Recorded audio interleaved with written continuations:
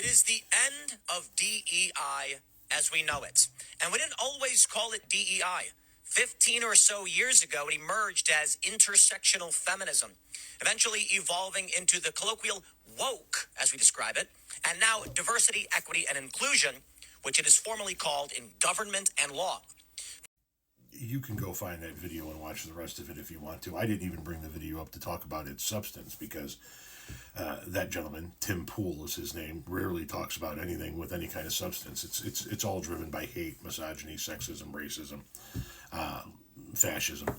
This is one of the guys that was caught making posts on Twitter and getting paid to do so out of a firm in Georgia that was being financed by Russian state propaganda. Shocker. Now, the reason why I show you a little snippet of that video is to remind you something that my friend Aaron Nine Toes likes to remind you. And it's a petty thing to remind you of, but Tim Pool is such a piece of shit that being petty with him seems warranted. Tim Pool, far right-wing blogger, podcaster, and general sack of shit, is bald and does not like anybody knowing that he's bald, doesn't like anybody referring to him as bald, gets all up in his feels when anybody shows a picture of him bald, and loses his fucking shit when people go onto his social media content and tell him that he's bald. So, if you can find one of Tim Pool's social media accounts, and he loves to operate on Twitter, head over there, take a picture of him over there, and just remind him that he's bald, because it aggravates the fuck out of him. Tom, that's so petty. Yeah, I know it is. He is somebody it's warranted to be petty with. He is a sack of shit. He is not to be taken seriously in any way, shape, or form. And if we can enrage him every single fucking day, then I say we should. I wouldn't even mention it, by the way. I wouldn't even mention it if he didn't show how much it bothers him.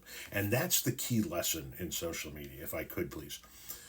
I've had people who I know on social media, who I'm mutuals with, or who I know in personal life, tell me how much X, Y, or Z bothers them.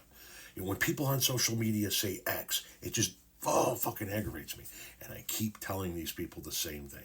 You cannot show that. You cannot say, if somebody talks about your looks, if somebody talks about your house, if somebody talks about your car, if somebody talks about your job, you cannot say that if somebody talks about those things, that it aggravates you, and so people should stop doing it, because it'll make people do it even more. So what I've tried to do in my social media video content life is show you that I'm not going to be bothered by anything that you say. You can say whatever the fuck you want. You can call me a fat sack of shit. You can tell me I live in a hovel. You can tell me how ugly I am. You can insult my wife. You can insult my kids. I'm not going to let it get under my skin, because then you win. He has shown that this gets under his skin. He has shown publicly how much he fucking hates when people tell him he's bald. And since we hate his racism, fascism, sexism, homophobia, transphobia, xenophobia, let's go ahead and enrage the fuck out of this bald little prick.